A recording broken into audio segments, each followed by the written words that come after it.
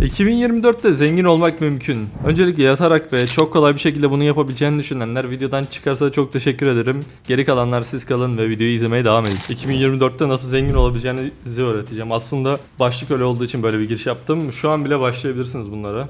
Ama dediklerime harfi harfi uymanız gerekiyor. Eğer ki uymazsanız arkadaşlar loser olmaya devam edeceksiniz. Loser olmanın en kötü yanı şudur arkadaşlar. Kimsenin umurunda değil. Böyle yaşamaya devam edebilirsiniz. Biliyorum siz de bundan memnunsunuz ama kimsenin umurunda değilsiniz. Ben de kimsenin umurunda değilim. Emin olun. Ondan dolayı hadi biraz para yapalım. Öncelikle para kazanmaya işle başlamayacağız. Hayatınızla başlayacağız arkadaşlar. Tamamen mentalitenizi resetlemeniz gerekiyor. Ne bileyim marketin önündeki indirimli afişlere bakan insan olmamanız gerekiyor. Bunu çünkü fakirler yapar arkadaşlar. Maalesef gerçek bu. Öncelikle günlük yaşamınızdan ve yediklerinizden başlamanız gerekiyor. Eğer ki her gün gidip de sağlıksız gıdalar yiyorsanız bu da çalışma hayatınıza vuracaktır. Çünkü bağırsaklarımız ikinci beynimiz. Ne yersek o şekilde düşünüyoruz. Ondan dolayı ne yediğinize çok dikkat edin. Sağlıklı beslenmeye çalışın ve çok fazla su için. Şu an ben de geç saatlerde biraz fazla çalıştım. Aklınız bulamaması için çok fazla su içmeniz gerekiyor. Günde mesela 5 litre suyu bitiriyorum ben.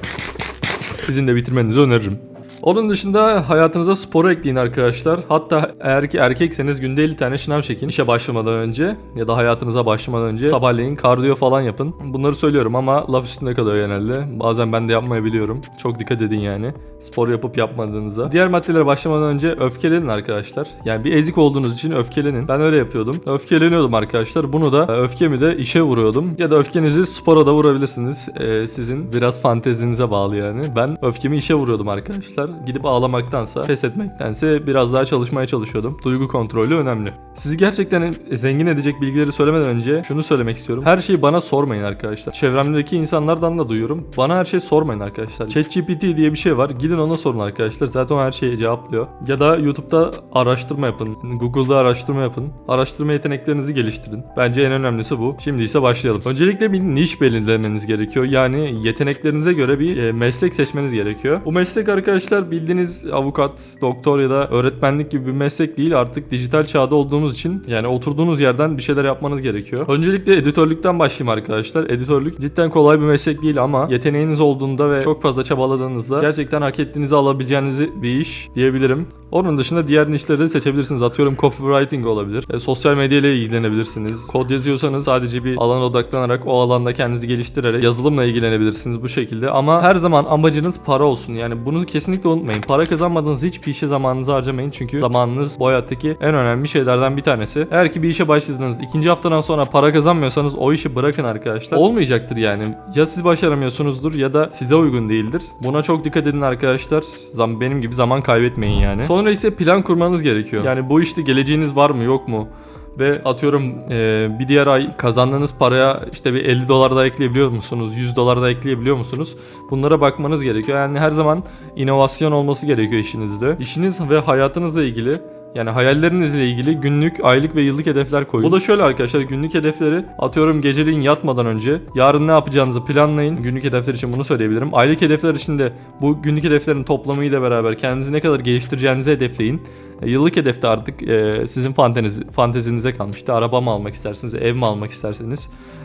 Yoksa farklı bir ülkeye mi taşınmak istersiniz? Bu yıllık hedefleri koyun ki gerçekçi hedefler koyun tabii ki de. Ona göre kendinizi motive edin yani. Hayaliniz neyse artık. Evet, mentalitenizi değiştirmekten bahsetmişken arkadaşlar para harcamaktan korkmayın. Yani zaten Türkiye'de enflasyonla savaşmanın tek yolu para harcamak. Ama şimdi para harcamak deyince de arkadaşlar saçma sapan yerlere para harcamayın tabii ki de.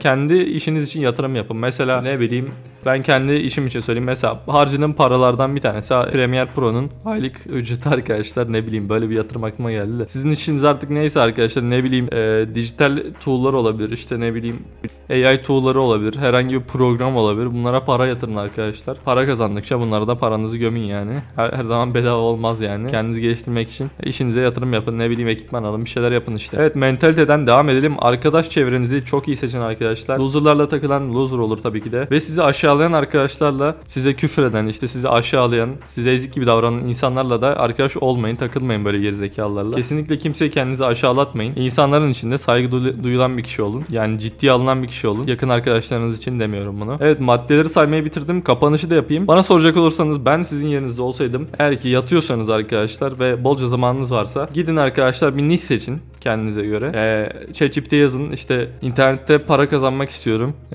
En iyi meslekler hangileri diye. Seçin bir tanesini. Bedava olanını falan sorun işte. Bir tanesini seçin ve başlayın arkadaşlar. Bence sosyal medyadan başlamak çok iyi. Her gün bunun için zaman ayırın ve seçtiğiniz nişi yapan insanların neler yaptığına bakın. İşte onların hatalarından ders çıkarın ya da onların daha sizden ne iyi yapıyorsa onları yapmaya çalışın. Buraya kadar geldiyseniz bir kanala abone olun ve bu videoya like atın arkadaşlar. Yorumlarınızı merak ediyorum bu video hakkında. Yani kısa ve net şekilde sizleri zengin edebilecek yöntemleri söylüyorum. Aslında bunlara uyarak, disiplinli olarak zengin olmak mümkün. Bence buradaki en önemli madde günlük ve aylık, yıllık hedefler ve her şeyi herkese sormamak. Yani gidin ChatGPT'ye sorun kardeşim yani.